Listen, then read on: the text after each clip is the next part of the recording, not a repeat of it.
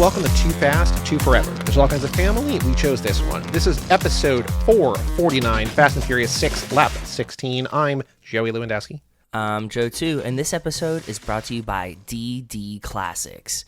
With over 4 decades of experience at DD Classics, it has been their pleasure to sell some of the most iconic and beautiful cars in the world. If you're looking for any classic cars in England, shout out DD Classics. Well, shout out to DD Classics, and welcome to Too Fast, Too Forever. With us today, returning from last lap, we had her on as a late lap sort of fill-in because it's hard to get people to talk about the late movies, 9, 10, Hobbs. Not a lot of people have seen them. You know, a lot of people have seen them. More people have seen them than will ever listen to the podcast. But in terms of people looking for the movies, it's not 5, it's not 6. But her favorite movie in the franchise, I looked up that part, was this one. Joining us to talk about a movie she likes as opposed to one that she likes less, even though we all think they're perfect movies. Returning champion, Dr. Alicia Kozma. Hello, Alicia. Hi, everybody. How are you? Welcome back. Thank you for being here. So I'm glad that we could atone. We could have you on for a movie that you love.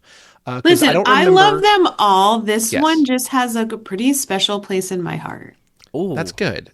Okay. I looked through, I did not listen to the episode, but I read the description, and it was like basically like what Alicia wished F9 would be about. Like, okay, so like that was the premise of like, it was, you know, it has its things, but where we wanted to get to, but 6, near and dear to the heart. It really is. And when I was rewatching it for today, I was trying to figure out why. And I think I know. Okay. You want to tease it, or do you want to just say it right now? I don't know. I think we're going to end up getting to it. Okay. I think we're going to get to it because, I was watching it and I said, why do I like this? Why is this the movie that I think of when I think of Fast and Furious? It's like this one and Tokyo Drift. Okay. Well, there's a touch of Tokyo Drift in this one in the credits. There is. There is, especially with that, post-credit scene. Yeah. For some reason, when I think about Fast and Furious, I think about 6 and I think about Tokyo Drift. Okay. Very cool. The residual self-image. Yeah, I think I might correct it. The residual fast image. So the big thing since we last spoke to you is that there is officially a date and a title for the next and maybe final film. How do you feel about Fast Forever coming out in like 12 years? I am first and foremost impressed with our marketing team for finding a title. I'm nervous that it's not called. I thought there was going to be like a sub that would be like the final lap. Oh, nice. Because the forever makes me think that this will absolutely not be the last movie. Yeah, I don't think it's going to be the last of everything for sure. I just don't think it'll be the last entry into the franchise. Is the only subtitle we've ever really had Tokyo Drift? I believe so. Because it was I thought they were going to do a subtitle and do like the last lap would have been great. Yeah, but no. The final race, something, right? Yeah. What we have heard, and we've talked about this the last handful of episodes, what we have heard about the movie is that it is going to be in the budget of around ideally 200 million, ideally to Universal, 200 million, maybe set in Los Angeles. The question I like now asking is if you were tasked to make a movie that costs basically 1/3 what Fast 10 cost, and you had to keep it to LA, what would you do with that money? Who would you bring back? Who would you not bring back? Because I think the big budget number is always like, well, the talent alone costs like $150 million or whatever. So you can't do that. But what would you do with that money? What story would you tell in Fast: Forever: the final lap? The last lap. I mean, I think they've backed themselves into a little bit of a corner with refusing to let literally anybody in this franchise die. So they at least have to bring back every person for some type of cameo.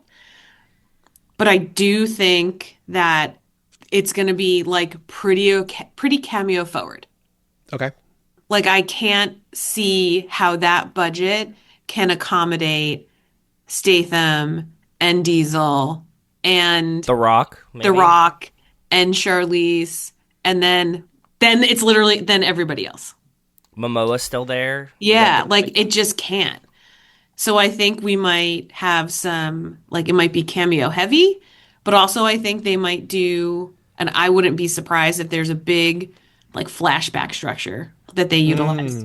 That's smart. That's a They very utilize smart the idea. flashback structure, repurposing some existing footage, maybe using some stuff that ended up on the cutting room floor from Cheaper some of the older actors. films. Yeah. Young actors cheaper that nobody knows to play Yeah. them younger. Yeah, I for think sure, for sure. the first half of 10 was very much every person that's ever even like looked at the Fast and Yeah. Furious movie as an actor ended up in some way, shape, or form, right?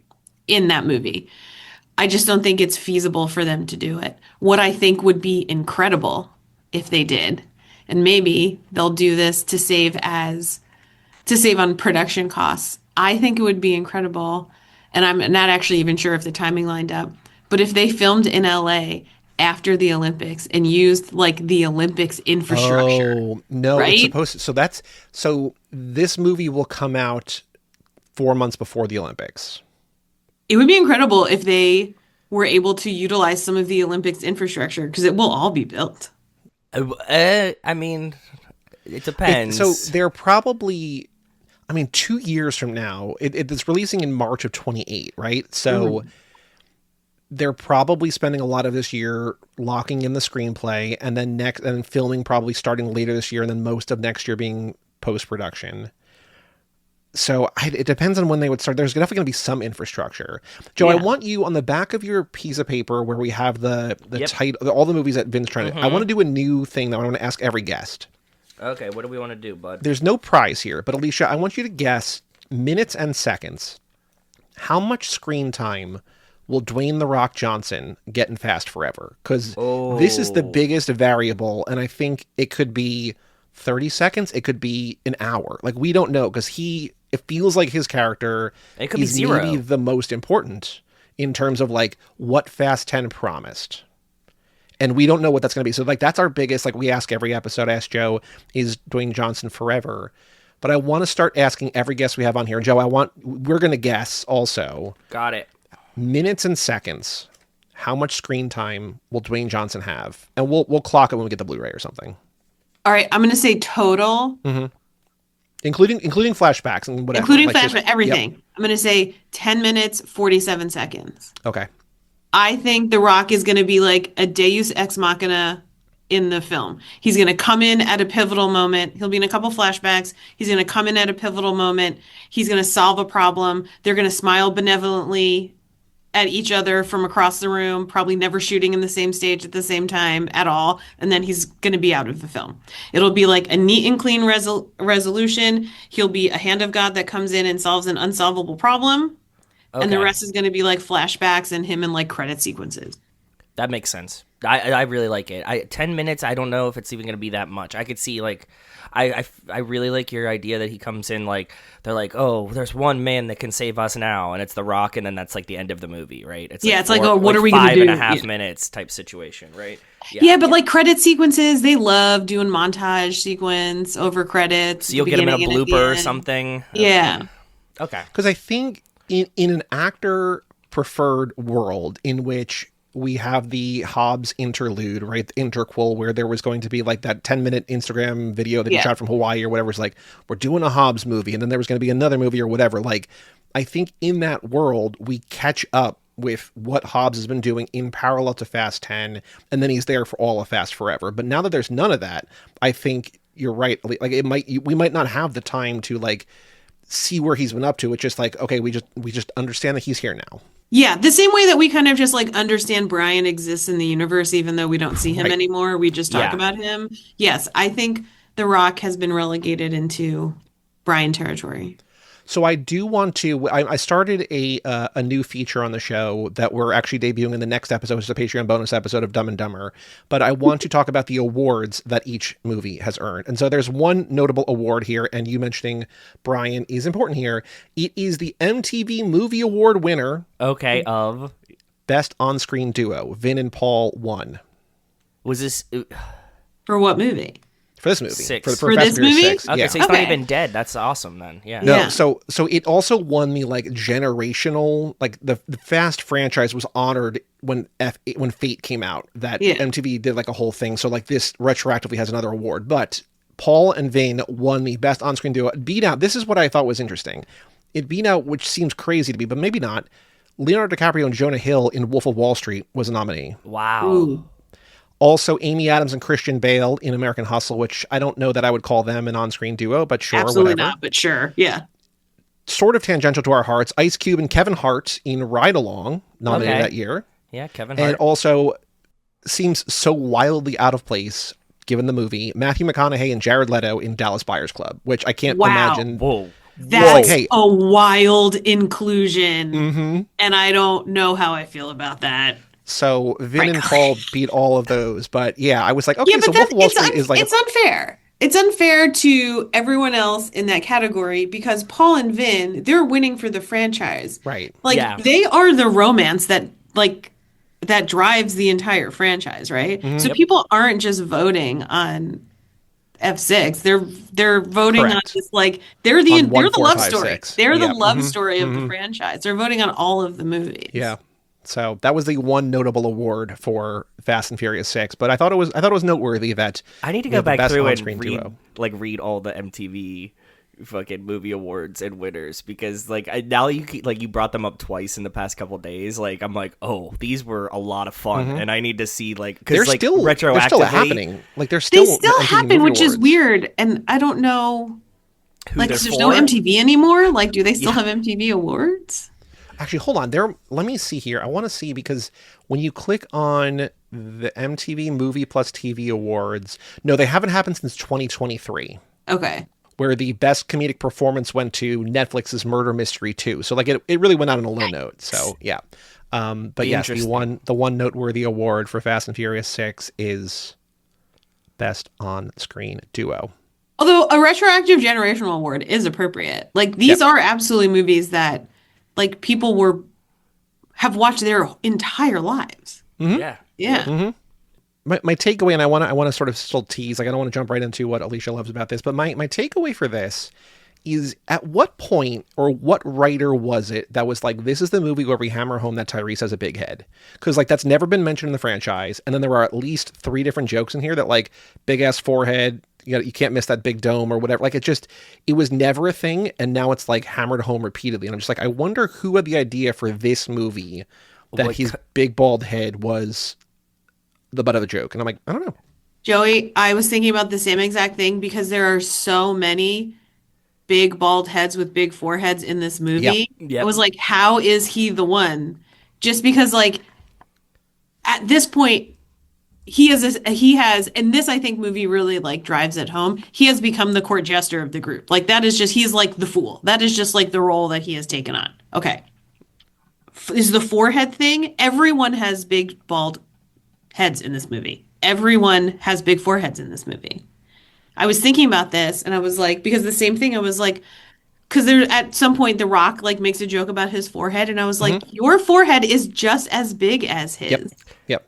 So I think this is actually where it started. I think this is a contractual obligation that Vin and The Rock worked out, that they had to deflect some of their forehead onto Tyrese. He's the sacrificial forehead? He's a sacrificial bald head. Yes, he is in this world. I think that The Rock was like, I get to throw a shot at Tyrese that I wanted to say about Vin, and Vin gets to like shoot one at Tyrese that he wanted to say about The Rock, and he's just a casualty between them. He's just catching strays. There are so many things you can make fun of either Roman the character or Tyrese the actor or performer about, and like this is like the one thing that almost like, not that it's off the table, but it's like, this is, look around. Exactly. It is seemingly totally out of nowhere. And I did also wonder if it's meant to kind of emphasize in like a kind of like a negative way that no one thinks Roman is very smart. Like, he seems to be, kind of like the quote unquote dumb one. And so emphasizing how big his head is, but yet how small his brain is. In the beginning when they're still like in hiding and he's on his private plane flying to Macau, his private plane says on the tail of the plane, it's Roman bitches. And I was like, you're in hiding. And you literally have put your name on the plane that you were flying around the world in. And so I think there's all these little cues that are emphasizing that he's kind of like the dumb, pretty one. And maybe the forehead thing is one of those things. Paul Walker and like Brian's the dumb, pretty one. Like, they already have that quota checked off too. But he's not dumb. He used to be. He kind of leveled up a little bit, but he was always, yeah. Yeah. Like in the beginning, he was more played as like naive. Like Brian's the ingenue, fair. right? He's the blonde, blue-eyed ingenue. He was naive. He got wise to the world, Yeah. right? And he kind of levels up, and he's very much like Vin's equal by this movie, right? When they split up, he's like, I'm going to do this. Brian, you take the crew and do that, right? He's like his second. Tyrese is like the arm candy, essentially, like the dumb Roman has leveled down. If Brian has leveled up, Roman has leveled down. Yes, has leveled down. Because Roman, when the first movie he wasn't this dumb. No. And this is, Joe knows that this has been my like ongoing battle for years in this podcast. Like, do I like the character of Roman? Because there's so many different Romans, and like he gets worse. Like he's the only character I think that like gets worse as the movies go on because he becomes more one note. Yeah. Like everybody else sort of like to some extent, maybe not, tremendously, but most characters develop some kind of other personality or character or relationship or whatever. Roman just becomes clown. And you wonder, especially in the later films, you're like, why is this guy still here?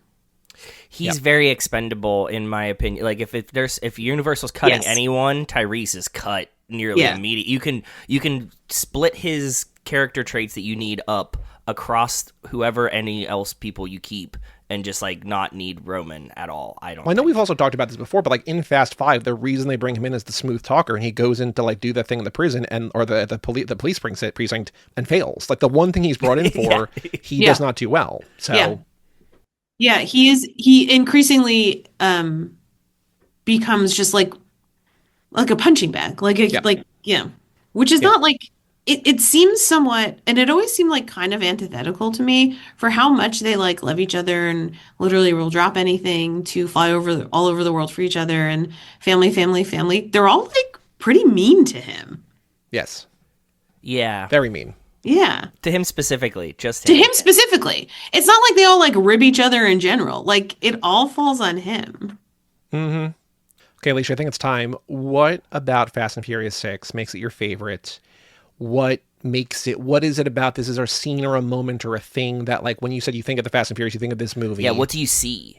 Like what's your big All right. What do you love about this? A couple things. I realized when I was watching this movie, while I do love all of the films, and I think I talked about how last time like one and two are the ones I revisit the least.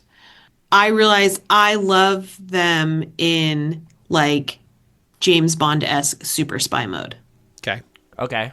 This film is the exact fulcrum of the Fast and Furious franchise that incorporates the kind of like outlaw ethos of the first three films of 1, 2, and 3 while transitioning them into globetrotting super spies of 7, 8, 9, 10. 6 is that exact middle point.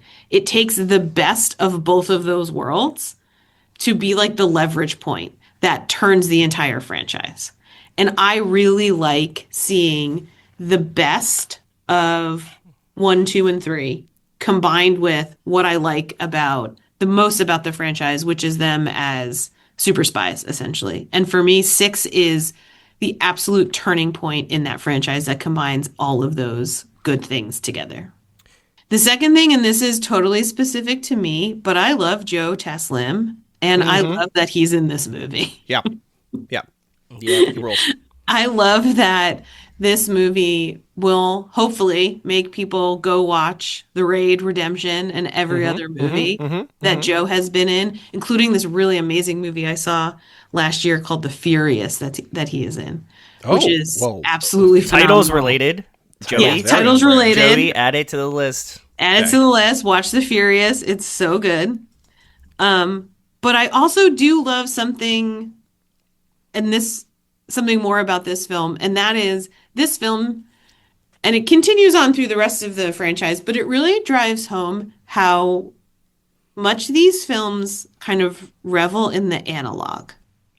Because for as much as the thing that they are always chasing is some incredibly new, high-tech super weapon that's going to destroy the world, their methods are always super low-tech. And it's really driven home to me in this film.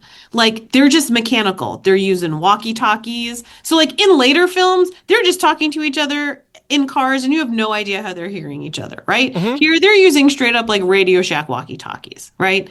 They're in, like, mechanical cars. They specifically in this film find cars without computer chips in it. Like, they opt for, more often than not, like hand-to-hand combat versus like guns or other high-tech weapons. Like, they're using ropes, they're using winches, they're just like Making their own harpoon. making their own harpoons, like fabricating their own stuff. There's just like an analog component to the way that they interact with this film that I really like, and I think maybe says something bigger about, and you guys can tell me if this is a stretch, just like general fears about technology. Because the MacGuffin, the thing that they're trying to find in all of these movies, is some incredibly crazy high-tech thing that no one knows how it happened, but it's going to destroy the world. And the only way to do that is to go back to like the most basic kind of like mechanical, like handcrafted form of counter to that thing. Yes. And even when they start to get high-tech, like when Ramsey comes in and when Tej starts to do computer stuff, it always ends up either not working or reverting into something that is totally low tech. Like, I even think about when they went to space in 10, right? Yeah. It was the most low tech rocket you could have imagined while it's still being a rocket. Yes. So I really love, and maybe I'm like I'm very invested in like physical media, having physical copies of these movies, because one day they're not all going to be streaming on HBO Max. You're not going to be able to find a way to get them or something like that. And I like that these films are reinforcing that. There is like something very human in their connection to the way that their bodies, like, and their hands and their brains make the things that they use and become like the counter to all these like terrible world ending events. And I really like that. It's a scary time for AI. I agree. Right? Yeah. Yeah. Maybe I'm just watching it in like the I do not welcome our eventual AI overlords like mindset. But it just felt really like it's weird to say that any Fast and Furious movie feels believable, but like it feels more believable, right? That they are just doing this thing because they are like just kind of skilled at what they do and skilled at working with their hands. Yeah, we've talked a lot over the years about how there are basically no self-driving cars. They don't touch the stuff. Like there's the zombie cars in Fate, which they're fighting against when Charlize comes in, when Cypher comes in. Yep. There's basically no electric cars. Like there's one in the video game and there's one in the animated show, I think, but there's none in the main movies.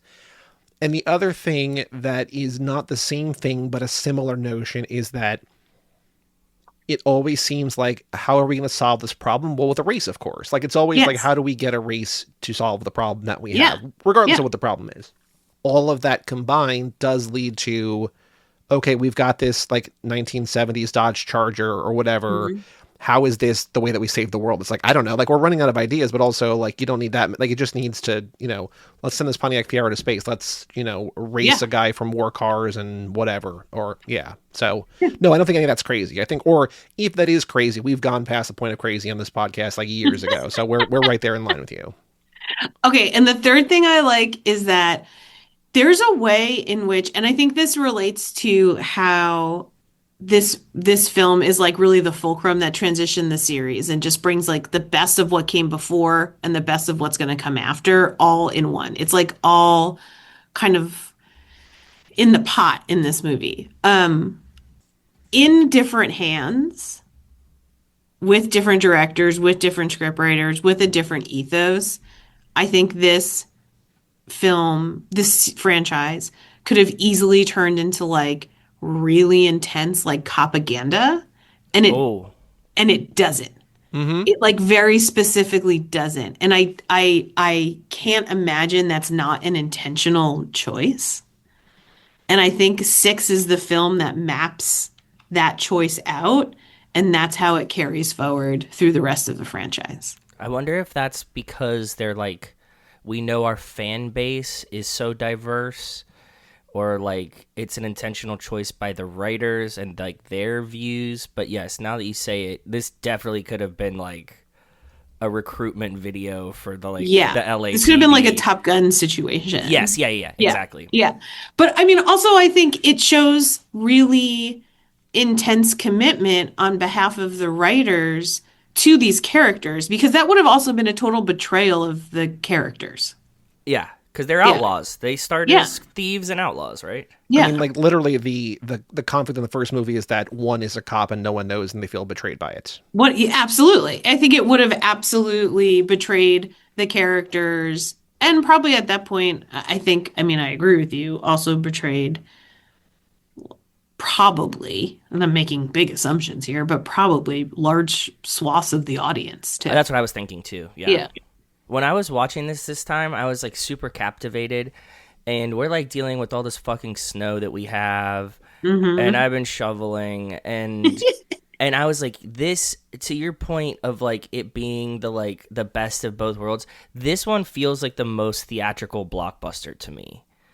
Like specifically 6, like it just feels like it's like the biggest. It needs to be like on a giant screen, so you get like the runway and the jumping over the bridge and like all of this stuff. And it's just shot like it. They know that they're killing it, and this is gonna be in IMAX or something. You know what I mean? I totally agree with you, specifically because of the plane sequence. Because not a lot of fast movies take place at night, because you want to see what the cars are doing. You want to see what's happening. And that whole sequence with the plane on the runway is like shot in a level of darkness that does require theatrical projection to see what's happening outside of the cargo hold of the plane. Yeah. And I think that's them showing off. Yeah. I think it's Justin Lin showing off as he should be. It's his cinematographer showing off as he should be. But because of that, it feels a lot bigger. That's what I was feeling this time, for sure. Exactly that.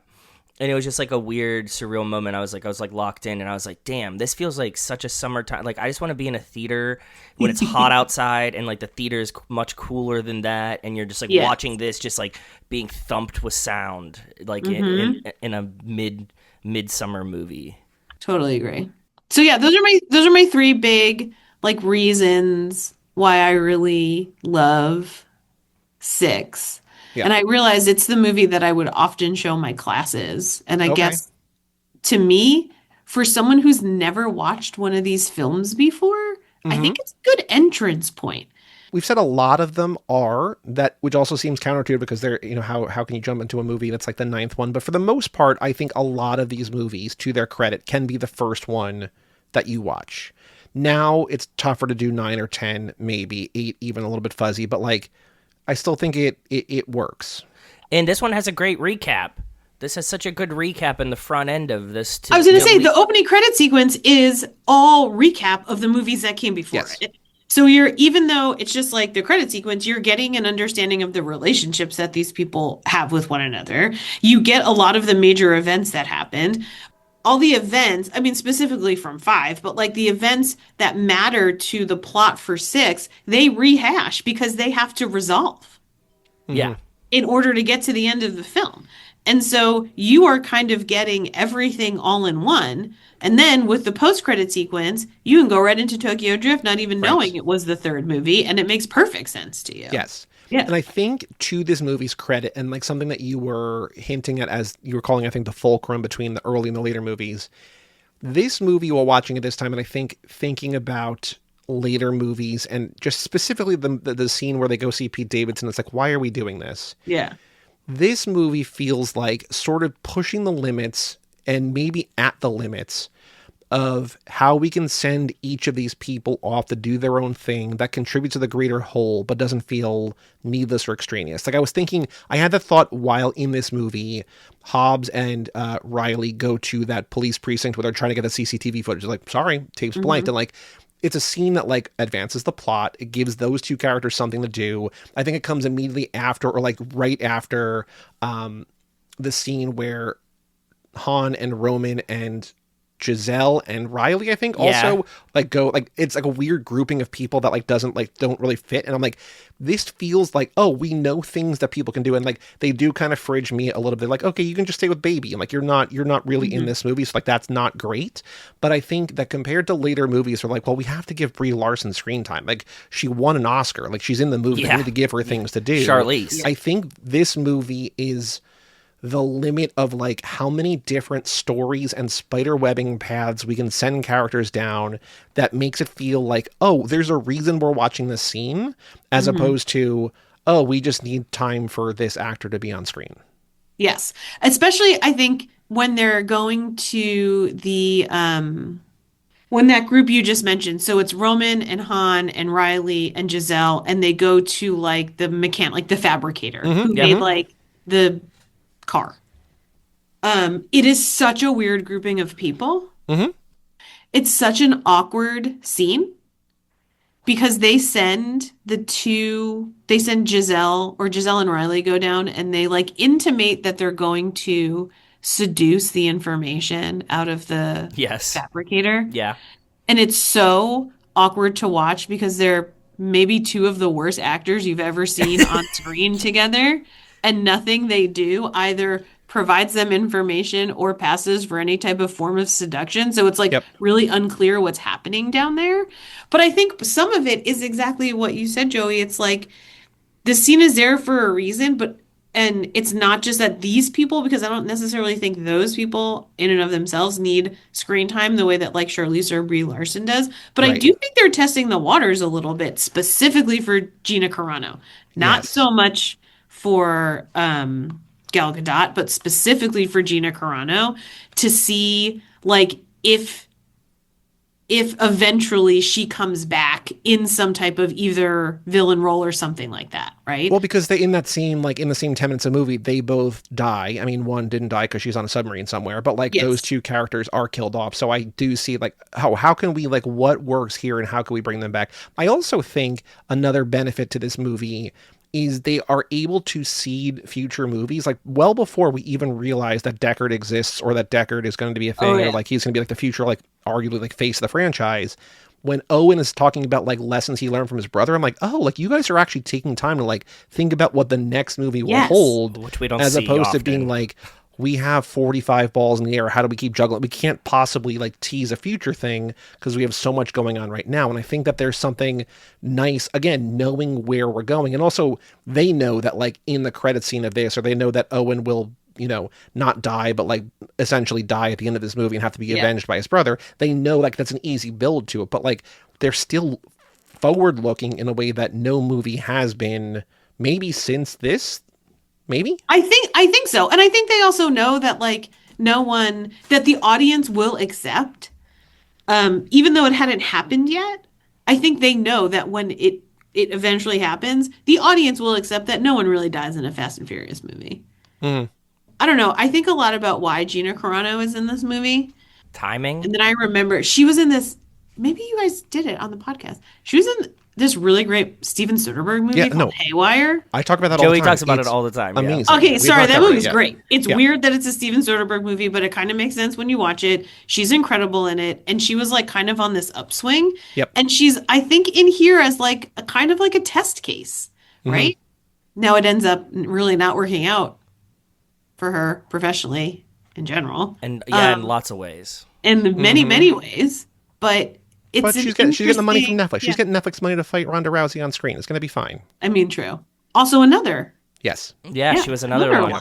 Yep. Another one. And they're fighting each other. Arguably did better than I think Gina Carano did.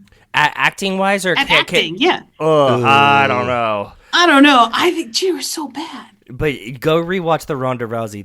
These parties bore me. I'll rewatch and I'll just like that scene because it's rough. Like her. While we are on the topic though of Riley, there is a line in here that I don't know if they meant this literally, but I'm like, this actually is where Hobbs says to her, "Badass and brains, woman, you keep that up, I'm going to be out of a job." And I thought about it later, and we might have talked about this because we probably have, because this is the 16th time we talked about this movie, but if she does keep up the badass and brains and keeps outsmarting him, he will be out of a job because he will be fired for like failing to contain the enemy and like having like a mole, a sleeper cell in his ranks, right? What's the hiring like process at his top secret organization? Well, we know that he hires Elena in 5 because he likes her smile, supposedly. Yeah, you know what I mean? Like like- there is no hiring. It's just I like feel like they need to review their procedures. yes.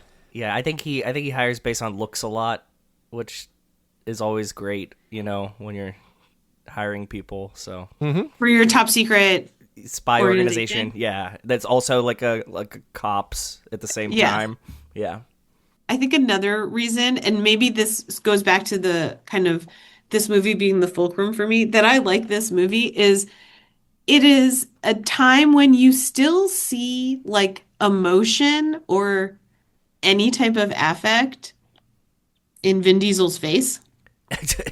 Do you think that that's an acting choice or a physical choice? Do you think his face is glued shut with Botox, or do you I think don't, it's because okay. I mean, not any more than anybody else's, quite frankly. Okay. I actually do think it's an acting choice because this is before he is Super Soldier #1, frankly, in the later films. And Brian does it too. There's like 2 moments where you start to see like shades of their former self before, you know, they become outlaw 007s essentially. Well, do you think that like does Dom become Super Soldier #1 when he literally is rebirthed in the flames at the Yes, end? 100%. So, I want to take a quick detour here. I watched 2 movies this week that I think this movie almost directly just lifts from. I'm a screen share for a second. Please. So Please I tell watched me. this movie. I don't know if either of you know this movie. Do you know Cloak and Dagger from 1984? I love this movie, Joey. We can do a whole podcast on Cloak and Dagger. Cloak and Dagger is very fun, Joe. It is Okay. about a 9-year-old kid. It's Henry Thomas from E.T., the main kid from E.T. Okay. And essentially, he gets caught up in a military cover-up thing, and all these Okay. adult men are trying to murder an 8-year-old. But his Sounds dad awesome. is played by Dabney Coleman, and this is the end of the movie, so sort of spoilers. But like, there's like a big, bomb thing on a plane, and I'm going to mute this here. But there's a thing where the dad drops him out of the plane, and there's a bomb on the plane, right? And so his dad, he's watching this plane blow up with his dad on the plane, and you're like, oh my god, like this movie, like he's been struggling, he's been fighting with his dad, his mom crying. is gone, He looks single father. And it's just like, oh my God, this kid just watched a plane blow up with his dad in that plane. And as he's watching the plane, and as he's watching the fire, Dom Toretto walks out of the fire. I'm like, this is literally the end of Fast and Furious 6. Yeah. And I was like, how is this a thing that happened? Like, this is crazy to me that like this is literally the same shadow walking out of a fire. Yeah, it's almost that we see identical. in Fast and Furious 6, and he comes and gives him a hug. So that's one thing. Okay. The other thing I watched this week that's also like straight up in this movie, and I want to give a shout out to past and future guest of the show, Austin Wolf Southern. In Chungking Express, there is the head-by-head crazy scene from the end of this movie that is literally in the Wong Kar-wai movie from 1994, Chungking Express. Like, 2 things in this movie that are like iconic end of the movie things, just straight up here. So do we think that they're media literate, or do you think they like fumbled into things that they've seen No, before? I think that people that write these films are incredibly well watched. I think they're very media literate, 100%. But when I saw that thing in Cloak and Dagger, I was like, I cannot believe this. Yeah, that is totally when he becomes Super Soldier #1, right? And also, it's the point where they kind of like are literally kind of leaving their past selves behind in that they leave one of them on the runway. One of them who's clearly not dead, Correct. but like no one goes to look for her. Nothing. They just kind of, Yeah. that's it. They are leaving a part of them behind, like literally and figuratively. When Han dies in 3 or 4 different movies, they don't really look for him either. Like we They don't see look for any of them. Mr. Nobody sort of pulls him into an alley right before the car explodes, but it's like, wouldn't you kind of like, wouldn't there Even be a Letty. coroner or Letty's something? out there. Letty's out there Yeah. alive, and they don't look for her. They don't look. They It's bring like, they it's- bring like Hobbs brings her back to that. Like is like, look, we found she's alive. So yes, very strange actually. So it's just wild to me. Yeah. But yeah, rebirth through fire. I think that is definitely the moment where he goes from being Yeah. Dom to Jesus Christ. Yeah, absolutely. And that's also when he loses all emotion in his face. And I think it's so like the most, at least from what I saw, the most visible emotion on his face is when he's in the cargo plane and when like Shaw goes out the back, when he gets sucked out, Vin's eyes, like he makes like a surprised face. He makes like a shocked face. Mm. And I'm like, okay, it was like, it's very noticeable. Like, this might be your last moment of affective or like expressive emotion in the series as a whole. And like, there are like emotions displayed in the series. Usually it is in the form of like a type of like clowning from Roman, like in later series, but they all just kind of lose a bunch of affect. Brian also does it, and I think it may have been different if, he had stayed with us in the films. Right. Yep. He does it when he's in jail, when he's like, oh, only if this door wasn't in between us. And then the door opens and you see this like moment of like shock and surprise on his face in a way that is very much, I think, a signal of their younger selves in the earlier movies. Other than, of course, he like beats everybody up or whatever. But Well, yeah. In that scene, though, I don't know how I don't remember that this is the movie where he shanks a person. Like, it seems Yes. crazy that he literally shanks Braga. But that's his full transition from former cop to current outlaw is actually shanking someone in prison. Like, Yeah. that's the threshold he crossed. Joe, I have a question for you that I think you might have a good sense of. There's one. The other one that I can think of is a thing that you love, a scene that you love. In the early part of this movie, when we watch Bozo Dom Toretto, the guy from the opening scene where he goes into like Owen's crew and like he goes undercover or whatever, our family is watching from a really high angle vantage point. And I'm wondering how many, it doesn't matter, but I'm wondering how many high angle vantage points we have. Because there's also the scene where Tokyo Drift. Han and Sean are in Tokyo Drift. That's the one I thought of that you love. But like, are there other in this movie where like we have the people like literally from God's eye, like looking down in the parking garage, when they look at Lenny's funeral when they're on the hill looking down, when Sean and Dom meet in like, 8? Oh, and 7, when they're like, 7, he's collecting Han's ashes, supposedly, but also the chain and stuff. Yeah, because they're like in the top of the parking garage, kind of. Yeah, there's a few. Oh, when they're looking over Rio, putting the crew together, like that's one that they're like on a balcony. I think it's a lot more like balcony down. It's like contemplative, like looking over the world type situation. Yeah. Yeah. Okay. But I mean, you mentioned Bizarro. Vin in the beginning. Yeah. To your point about the writers being media literate, that guy outside of, from the back, clearly being the gag of that, he looks like Dom. When you see him in the front, when you hear him talk, he looks exactly like Ben Kingsley in Sexy Beast. He does have a lot of Ben Kingsley in him. I can see it in his face. He has a lot of Sexy Beast Ben Kingsley in him. He's like chubby Ben Kingsley. But like Ben Kingsley is like very built in that movie. Yeah. Yeah. That's one that we should do for if we do another heist lab, we could do Sexy Beast. You should do Sexy Beast. I was like, wow, that is both Bizarro and non-union Ben Kingsley from Sexy Beast. That is a movie that I wish had like a wider release, because he's got Birth coming on a Criterion, but like Sexy Beast is still kind of hard to find. But I wish that Sexy Beast was out there. Joe, I need your podcast to bring Sexy Beast to the world. I know you guys. We're bringing Sexy Beast back, just like Justin Timberlake exactly opined 25 years ago. We were talking about like things that we like, and you brought up Pete Davidson. And I really, like, as I was watching it this time, I was like... Let's be clear, it's not a thing that we like, Pete Davidson. Wait, I was pivoting. I was finishing my sentence. Okay. Yeah, and... Because that sentence started with, sorry, we're talking about things you liked, and you talked about Pete Davidson. It's like, hold on. During that, you brought up Pete Davidson, and it led me to bring up what I really dislike about this movie. Okay. And that is that I think the auctioneer character needs wiped out of this film. Oh. I hate that segment. It feels so stupid for how long that they're there. I don't like that character. And watching it this time, I just found him so grating. I don't like the joke. I don't like the bit of it. Like, making him be shirtless is stupid. Like, all of these things, like, the weird, like, using parlance that he doesn't use typically types. I was just like, all of this needs to go. And like, I'm sure that guy's a great guy and a good actor, but not here. Like, just wipe this whole thing out and get them the cars a different way and cut this whole 10 minutes out of this movie. I don't want to see this guy anymore. It also doesn't do what I think this scene was set up to do. Like, the auctioneer gets no, like, comeuppance at the end of it. They still paid him.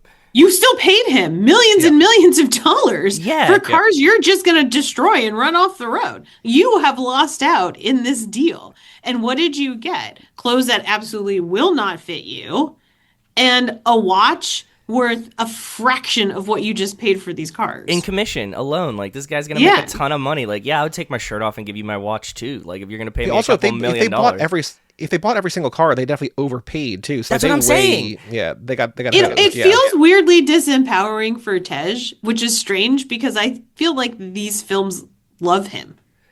Yeah, it's so like out of character. I don't really understand why they put him in that weird, like, oh, I know how I'm going to get this guy back for saying I don't belong here because I don't look like a rapper. I'm going to give him millions and millions of dollars and get like maybe half of a $300 suit in return.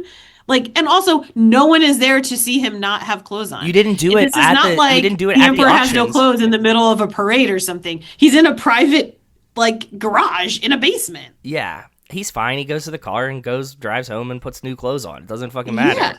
Yeah, this was all really stupid. And when I was watching it this time, I was like, and I thought comparatively, like, I think that this might even be worse than the Pete Davidson one for me. Like, trust me, I don't like the Pete Davidson one, and he needs to go in that one as well. Like, the stupid muffins and, like, all the shit, this was dumb. But, like, this one, I'm just like, oh, man, I really don't like that. And, like, could we please just crop just him out of this and do something else here? Yeah. Okay, I got it out. I will also say what this movie made me think about, I think, for the first time in my entire life, is how does amnesia work? That's a good question. Can you have amnesia and still be like one of the best people at driving cars in the world? I knew somebody that had a temporary amnesia from a traumatic brain injury, and I had known them before and after the injury, and they said when they woke up, like, they spoke their native language and did not know English. So, like, you can remember some parts of your stuff. Like, yeah, he said he, like, woke up and he was like, yeah, and I started speaking Serbian, and, like, I did not understand English. And, like, that's the language, like, I learned as a kid from my mom, and, like, and I was like, this is really strange. So, like, I'm not sure how it works, but I think that you can, like, retain some of your, like, core essence and, like, lose other parts of, like, memory stuff. Yeah, because Letty retains obviously her like physical abilities. Yeah. But it's interesting to me that she wakes up, immediately becomes a criminal, but then also somehow retains a moral conscience. Yeah, but I think that would be like something that would be like with you, right? Like, I think you developed that pretty earlier, like a lot earlier in your life. So like I'm more concerned like how is she like still like an expert driver, right? Like this is something you would learn later. I was like, how does she still know how to do this? And how is she still like, I don't know, good at fighting and shooting and all of these other things? I'm more concerned with the fact that Dom says to her before they race, ride or die, remember? And I'm like, no, she doesn't remember. That's the whole point of the movie. That's the whole point. Like, she does not remember. Also, can't there be other options besides ride or die? No. I feel like there really needs to be. Also, didn't she already die? It all feels like insensitive to me. There is the one, is it in 7, I think, which is like how we just try riding this time? Like they push back once. At some point they do, I think, yeah. My only other note that I took in this movie, and I'm sure that it would have been similar to what we see on screen, but we've not mentioned yet the bridge scene where there is the tank.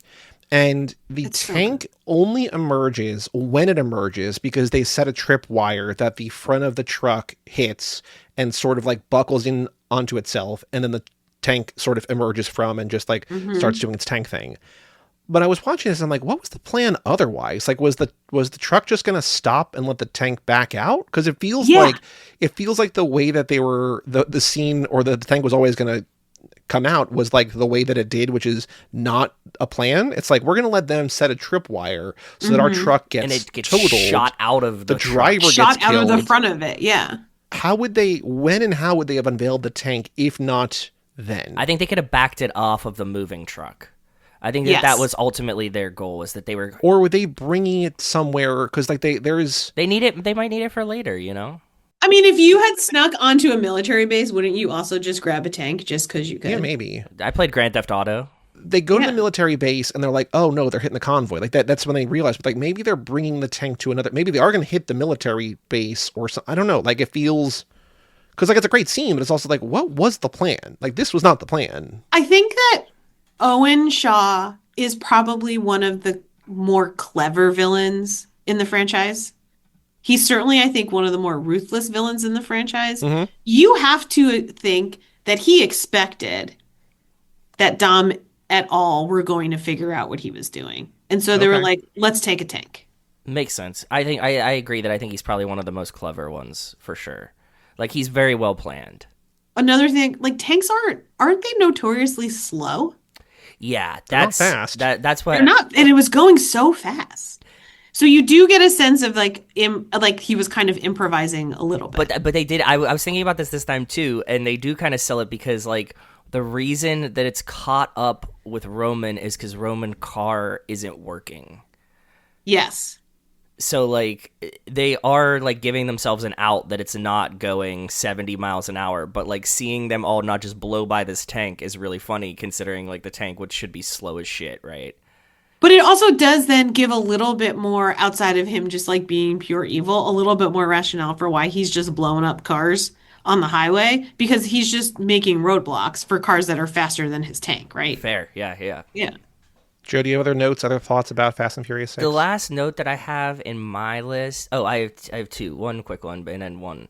I think that the London carty looks like one of the most fun ones in the franchise. And, like, to Alicia's point, like, this is, like, a nice balance for me of, like, it looks like posh in English and has very expensive cars, but it still looks like they're having a good time. So it doesn't feel like the original Race Wars rave that they're at, where it's like very, very low key, like, you know, toned down and like of the people. Like it feels like a more exclusive party with cars and stuff, but then at the same time, like they're still running around through it and everybody else is there. So like it looks like one of the most fun ones for me. So I was really enjoying that this time. Like if I had to pick one of them to go to, I think I'd probably pick this one. Like what are the other options? Like there's Race Wars. There's Race Wars. There's Iggy Azalea. Yeah, there's like the Iggy Azalea after Race Wars, the revival. Okay. There's the one in Brazil seems pretty good. The one in Brazil seems pretty fun, but I think that might be like a little. It's like it might be a little tense there. There might be violence, right? This one seems like a little bit more low key. I mean, they've got like a go-go podium set up. There's DJs. That's what I'm saying. Aura's there. Yeah. It looked like everybody was. It feels weirdly like permitted somehow. Yes. They're in like this weird enclosure, like they're kind of allowed to be there. Yeah, that's what I'm saying. Like the cars are too like lined up for like it's not like as rogue as some of the other ones are.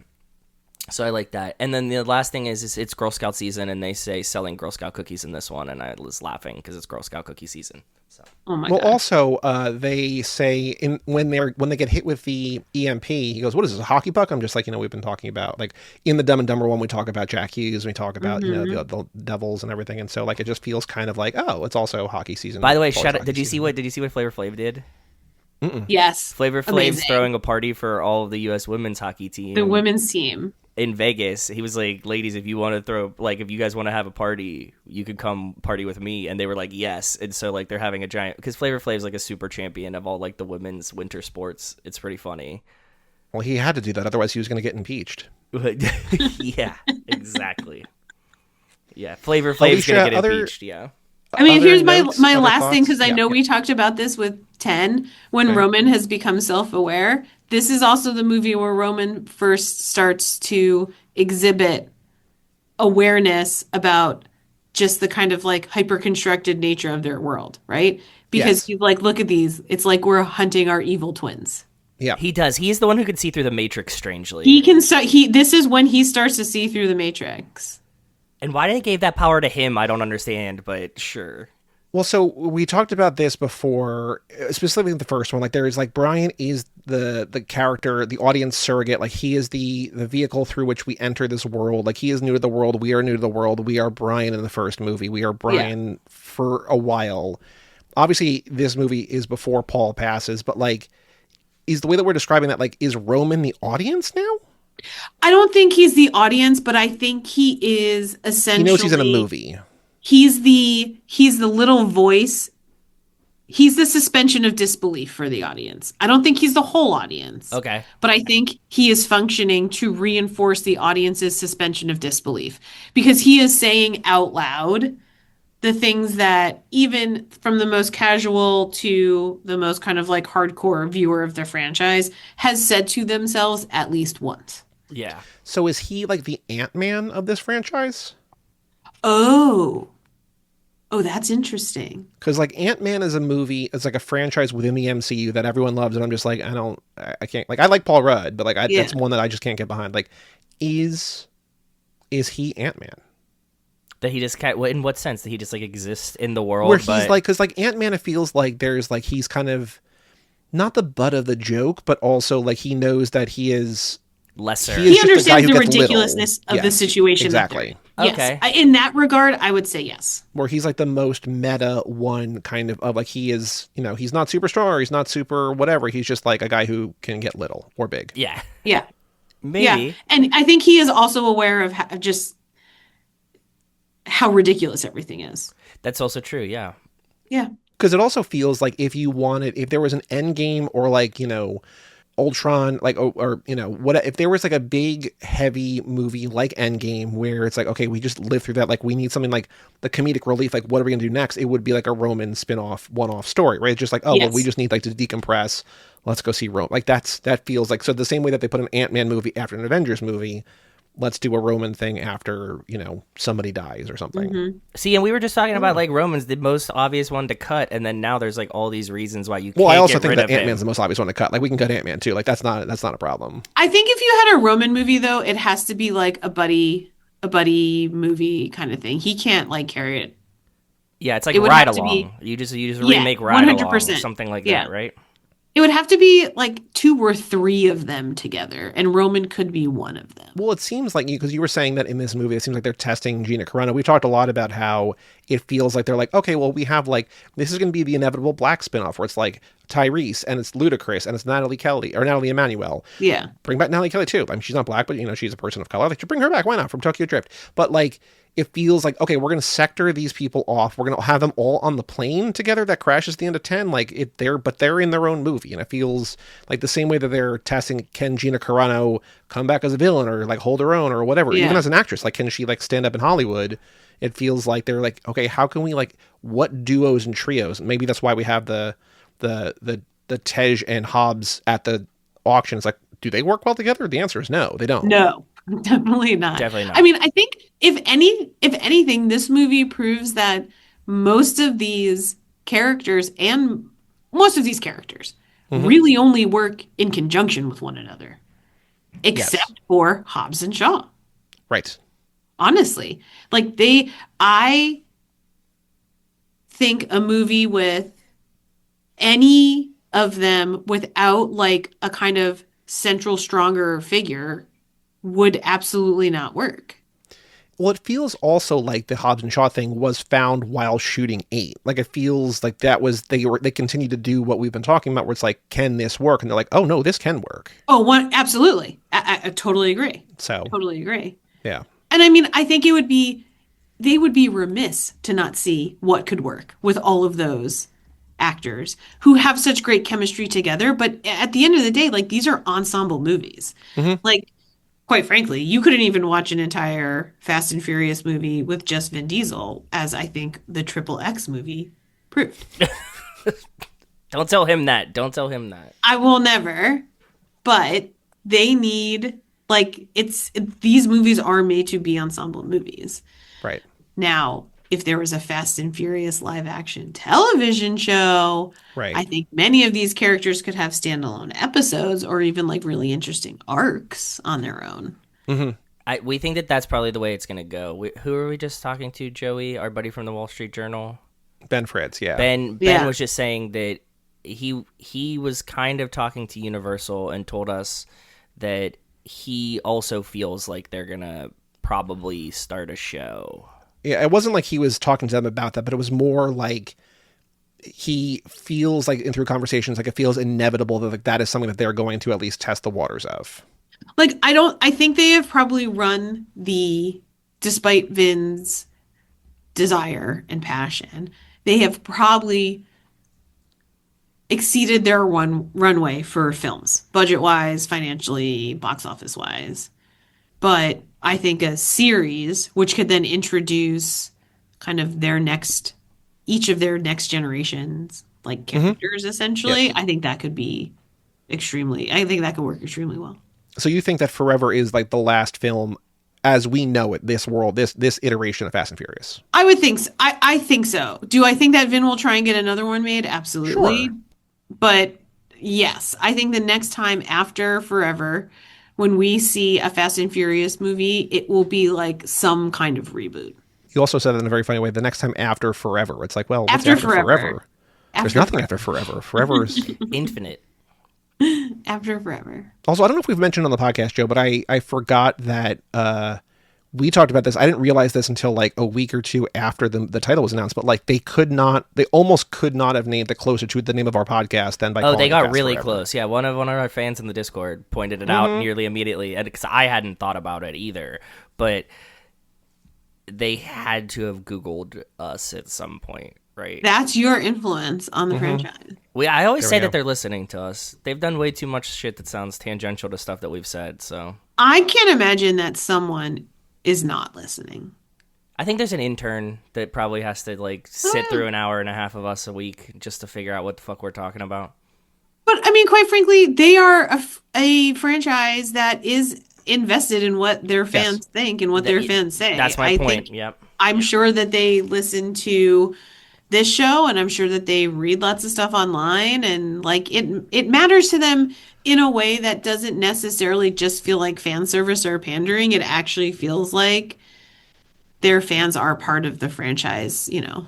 I mean, the other thing that we do, which is always funny when people point out when people who listen to the show are like, oh my God, you predicted this. Like, well, no, we predicted 45 things and one of them came right. And one of them like, came, also true. It's like, yeah, but you still said it. It's like, okay, well, yeah, but also said every other that's very much iteration. also the process of writing a script. Right. We'll write 45 things and one of them will make it.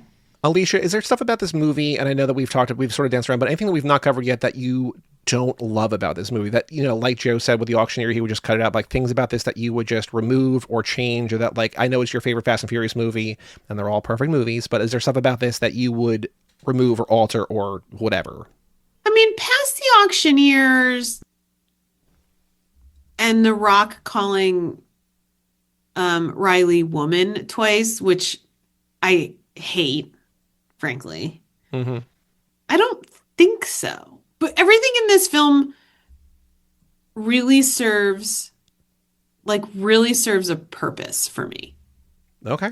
In ways that even, like, I think the mechanic scene, when they go to visit the mechanic, is a little bit of a throwaway scene, but it really does, I think, it serves an important purpose, even just for the character development of Letty, like, post-amnesia. So there's, of course, other scenes in other Fast movies where I'm like, okay, what are we doing here? What are we doing here? This works for me. Maybe also that's why this is one of my favorite. There are very few times where I'm like, all right, get moving, get on to the next thing. Mm-hmm. So no. Okay. Fair. I stand by it. Well, thank you for standing by it, and thank you for joining us once again. Seriously. It's a pleasure to have you. Oh, thanks for having me back. It's always so much fun to revisit these movies and talk to you guys about them and think about them in ways that sometimes I don't always challenge myself to, because sometimes I just want to watch like a really fun movie and watch cars go fast. Amen. Yep. And there are very few movies in which cars go faster. Truly. Alicia, what do you have going on? Is there anywhere that people can follow you online? Is there things going on in Indiana to promote? Anything you want people to know who listen to the show about you or what you're doing? The thing that I can tell you to follow is the movie theater that I run. It's called IU Cinema. It's at IU Cinema on all social channels. Just that's the best place to kind of see what I'm up to. And like I said last time, the only thing that I want people who listen to this podcast to do is go to an actual movie theater. Ideally, an independent or art house movie theater in your town, and buy lots of snacks, because that's the only way they make money, and they love seeing your face, and they want you to be there. So just go to the movies. We went to a new independent theater near us maybe like a month ago to see Ann Lee. And when I was in the bathroom, the guy behind the counter said to my wife, it's because of me that this movie's here. And she's like, oh, yeah? Yeah. He goes, yeah, it's not like that. Oh, what did he compare? Oh, it's not like that trash Marty Supreme. Oh, really? He scoffed Marty? And Wow. she was just like, oh, you didn't like Marty? He's like, no, none of the characters were likable. I didn't like that movie. And she's like, okay. And he's like, yeah, but it's because of me that Ann Lee's here. What I say goes around here. And like I came out of the bathroom and like I guess he just stopped talking to her, but I was just like, okay, like That it's was weird, but yeah, but that's what you get. So you get fun what you people get. like that at an independent theater, right? And frankly, you get people who are standing the testament of Ann Lee, as they should. I don't think you need to trash another movie to love Ann Lee. But and also still. like a movie that like is objectively pretty great. Pretty Like, good I Marty Supreme is an incredibly well-made movie, but I think all three of us know there is a certain type of cachet in hating the good stuff. Yes, There is, yes. yeah. And There if you're a is. teenager that worked at the movie theater, I guarantee if you're a teenager that works at the movie theater, nothing is going to get you more cred than hating on the good stuff. I will shout out this theater though. I don't know if I said this on the podcast, but they have like you can get a ticket for like $12, or for $25 you can get a ticket and unlimited soda, popcorn, and candy. That's a Wait, fucking what's the deal. name of the theater? Yeah. That it's for an extra $12 you get unlimited. It's like the box candy, like name brand stuff, Yeah. or popcorn and soda. And I'm just like, because when you go to like the That's a self-serve deal. machine, Yeah. I was like, what's this like unlimited? They're like, oh yeah, I'm just like, What? Yeah, this is sick. That's I want to go see a every total movie there. deal. Yeah. I mean, even if you like just get a soda, like you don't get refills, you just get Get like a one of each. It's like popcorn, $12. That's not terrible. Peanut for a movie theater, M&Ms, right? $12. Yeah, you're already That's there. actually really Unlimited. good. Yeah, I'll grab a So- Twizzlers too for the bonus snack after. Unlimited? That's incredible. Alicia, thank you for joining us. And I also want to give a very special shout out to our patrons, Alex Ellen and Justin Kleiman, Brian Rodriguez of High School Slumber Party, Wes Hampton, Jerry Robinson, Dan the Duke, Hayden Renato, DiDonato, Michael McGann, Lane Middleton, Lindsay Lewandowski, Jason Rainey, Tom Price, Josh Buckley of Whole Lot of Wolves, Michael Moser, Tara New One, Aaron Willows, Natalie Absolute, Randy Carter, Alex Walsh, Jack Haley, Dale Cox, and Jessica Collins, a.k.a. Montez. Thank you all for supporting the $5 a month level or above. If you want to get your name on that list, go to toofast2forever.com. Patrons get a bonus episode on Monday, or yesterday, so you're hearing this in the main feed, of Dumb and Dumber. Harry and Lloyd doing their thing. Who's What a dumber? classic. Country. Who's dumber? Yeah, who's dumber? We talk about it. We agree, but there's the conversation. But for all things Too Fast, Too Forever, go to cageclub.me, facebook.com/toofast2forever, or at toofast2forever on mostly just Twitter, kind of. Email us, family@cageclub.me. Check out our Patreon page at toofast2forever.com, and our store at cageclub.me/shop. Oh, also, to people who are listening, they already know this, but Alicia, to you, the Fast and Furious personality quiz that we made is now available online at cageclub.me/quiz. So you got Dom when you were last on, but if you want to take it again, if you want to distribute it, cageclub.me/quiz. 25 different characters you can get there, so check it out. All we ask is that if you do play along at home, email in or drop in the Discord who you got, because there's still 5 or 6 characters That nobody's who ever nobody gotten. has ever gotten. We know who they are, we know their write-ups, but nobody's ever publicly seen these people. So email us, family@cageclub.me, go to cageclub.me/quiz, let us know who you got, and come back next week for Life in the Fast Lane number 65, as we're in the heart of the drifting race in Tokyo Drift. The heart of the race. I am the Jordana Brewster. Yeah. I am Joey Lewandowski. I'm Joe too. And that was Alicia Kozma, and we will tell you all about it When we see you again.